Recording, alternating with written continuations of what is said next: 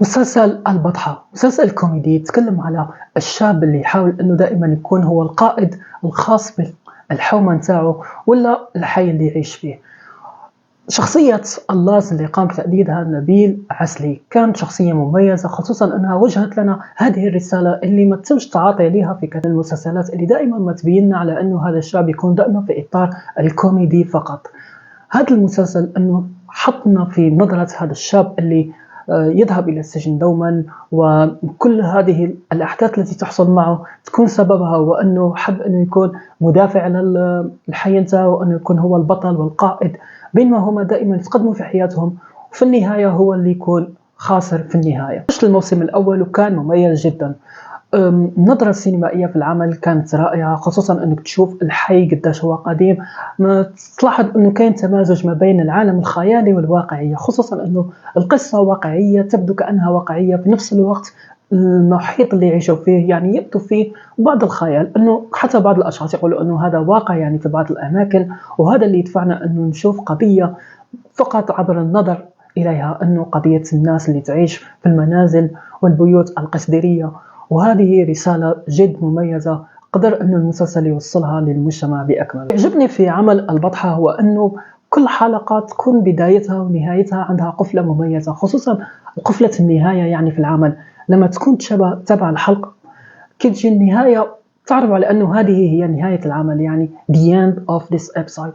فكانت وجهة نظر رائعة جدا في هذا العمل، خصوصا أنه عمل ما بين الكوميديا والدراما في ذات الوقت. مثل لو أنه العمل أيضا يركز على شخصية اللاز لما تعرف مع الفتاة التارية، أنه تعرف على سيدي يحيى وقال كلمة مشهورة نتاع انتم تعرفوا تاكلوا التاكوس، تعرفوا تاكلوا التاكوس. يعني حاجة غريبة جدا أنه بينت لنا بعض التغيرات الاجتماعية في العدد كبير من المناطق، حتى أنها فتحت نظر اللاز وكانت تأثير كبير جدا عليها في شخصية اللاز اللي هو شاب يعني عايش دائما في الحومة نتاعو ما يخرجش منها. فشاف أنه المجتمع يقدر يتقدم، أنه كاين ناس هاي متطورة في بعضها، أنه أي واحد يقدر أنه هو يطور نفسه دون اللجوء إلى الأعذار الواهية اللي هي تقول أنه أنا المكان اللي عايش فيه هو السيء، المكان اللي أنا عايش فيه هو اللي ظلمني.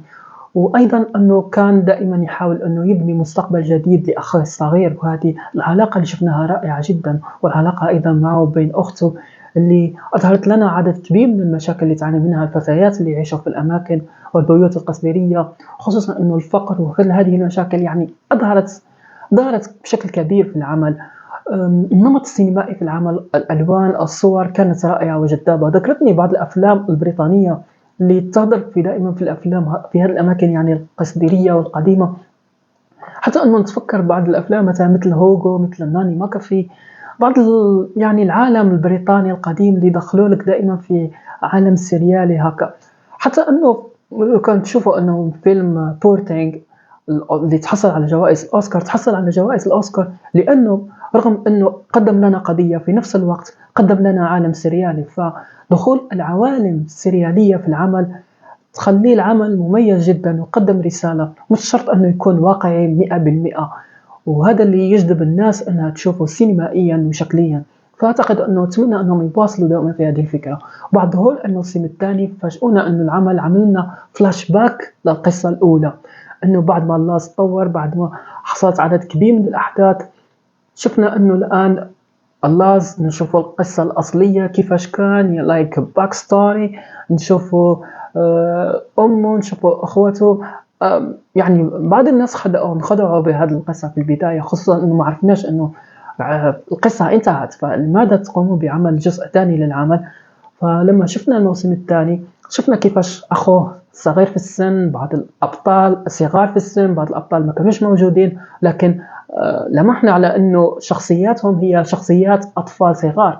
فهنا تقدر أنك تعرف أنه هذه القصة هي قصة اللي حصلت في الماضي، ومش عارفين اسكو في المستقبل غادي يعاودوا يقدمون على النهاية من حبس النهاية تاع مسلسل لاز، ولا غادي يستمروا في الباك ستوري ونشوفوا كيفاش كان الماضي تاع لاز، كيفاش كان في الماضي تاع الحومة. وممكن نعرفوا أيضا السر اللي خلاه يدخل للسجن في يعني الجزء من 17 مرة يدخل السجن، يعني أصبح يعني. أريد أن أضيف شيء آخر، يعني أنه هذا العمل عمل بعض الأشياء خصوصًا منها المصطلحات، مثلًا ما تمش التعاطي مع كلمة السجن، إنما تم تغييرها بكلمة المؤسسة.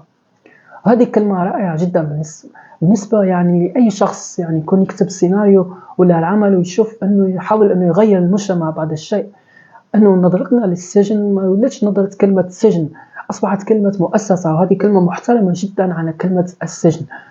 وهذا نقطة إضافية مميزة في هذا العمل، خصوصًا إنه قام بتغيير بعض المصطلحات يعني بواحد الشكل يعني أنت ما تشعرش به وأنت تتبع العمل، لكن إذا كانت عندك نظرة ثاقبة غادي تعرف باللي هذا العمل يعمل على تغيير العديد من المصطلحات اللي كانت سائدة وسيئة بعض الشيء في المجتمع. الصراع اللي بينه وبين صديقه كامل غادي نشوفوا صراعات. العمل الموسم الثاني راح يكون أتمنى إنه يكون مميز، خصوصًا إنه العمل الأول كان جيد جدًا وراقي، فهذا العمل الموسم الثاني راح ينافس الجزء الأول بالنسبة لي، فإذا لم يفز الجزء الثاني فهذا يعني أنه فشل، وأتمنى إنه ينجح.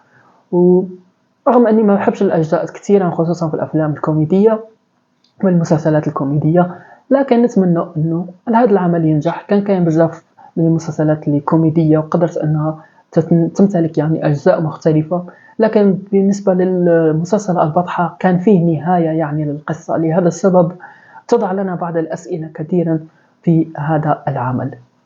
أنتم خبروني إذا كنتم تتابعون مسلسل البطحة وش هي الأسئلة، وش هي رأيكم في هذا العمل من الموسم الأول حتى الجزء الثاني.